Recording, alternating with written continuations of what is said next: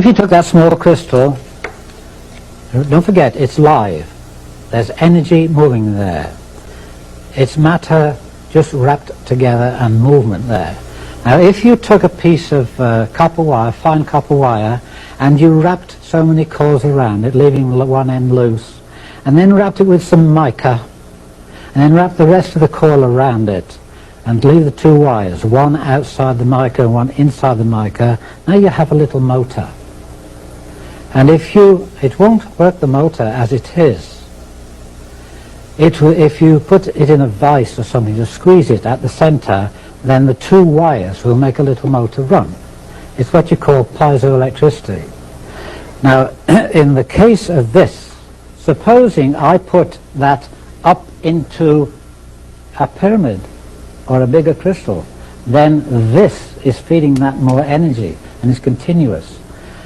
Now, as you squeeze this to make it work, energy comes out, and as you release it, it comes back in again. It goes, it'll breathe for you. You'll never squeeze it empty, but as you release the pressure, so it fills itself again immediately, reaches balance. It has to stay in balance. And so you have a little motor there. That's one thing you can use your crystal for. Now, if you can imagine the 30-foot pyramid that I had, knowing that it contained energy and it's free-flowing, it's always coming in and it's non-stop. I said, well, why can't I harness this? Little crystals will do it. Why can't I harness a pyramid? I made myself two coils. One was just a small one like this, and it was electric coil, counterclockwise.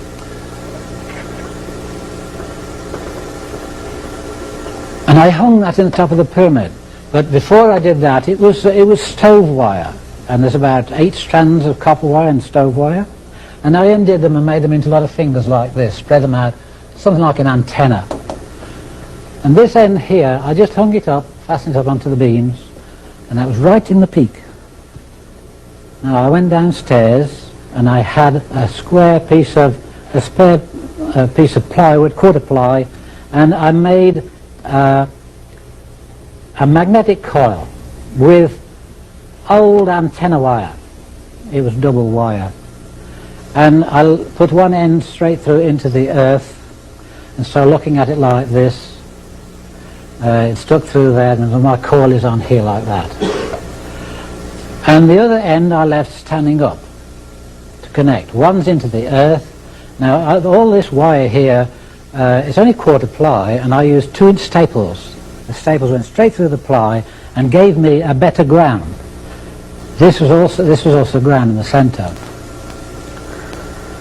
Now, there are many things that have happened to me in my time that I can't really explain. There are many things that I have known, but don't know how I know.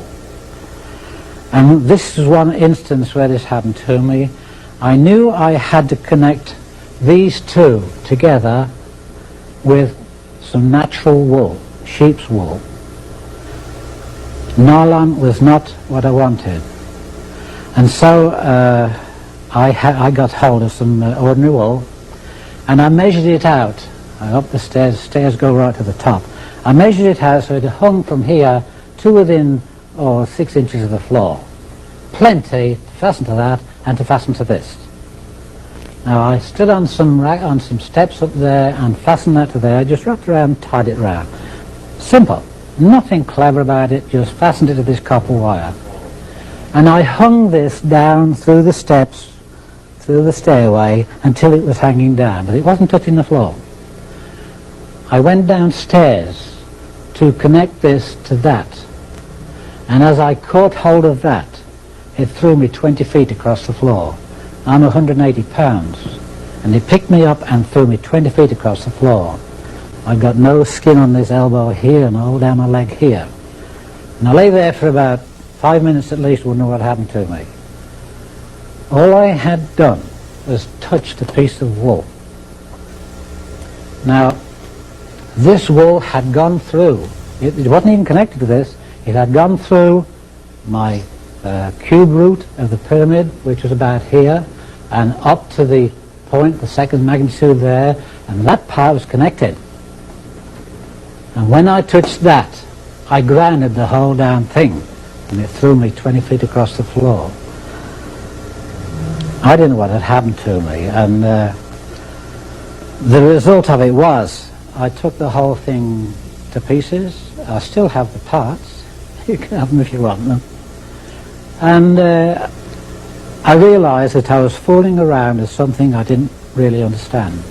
It taught me a lesson, but it also meant that I could stand here and tell you, don't fool around with these crystals until you know what you're doing.